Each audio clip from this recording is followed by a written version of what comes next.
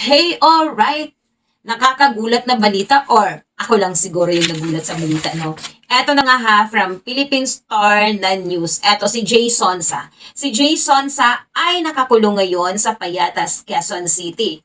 Eto yon as spokesperson. Babasahin ko yung balita ha, galing sa Philippine Star. Sa Philippine Star. A spokesperson for the Bureau of Jail Management and Penology or BGMP confirmed that the TV host Jay Sonsa is currently detained after being arrested before boarding his flight to Hong Kong. So eto, nahuhuli na papunta o palabas ng bansa etong si Jay Sonsa papunta sa Hong Kong.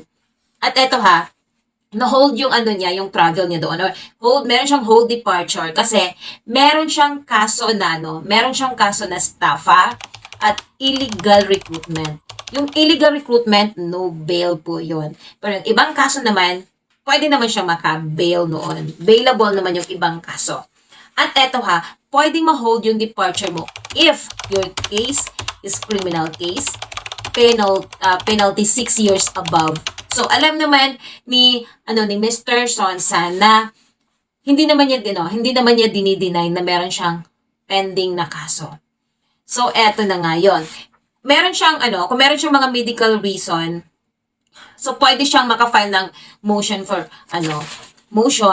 reconsideration para payagan siyang magpunta doon sa ibang bansa for medical reason kung yun yung reason niya. At saka eto ha, nakakalungkot lang na balita kasi nga alam ko dati naman na palagi ako nanonood ng Mel and Joey's at saka palagi ko siyang nakikita sa mga social media platform. So, meron nga doon sa Facebook, pina-follow ko din siya.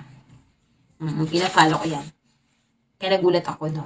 Nakakalungkot lang, pero wala tayong magawa, ginawa niya yan, so, harapin niya yung mga kaso na, sa kanya, naka-file sa kanya.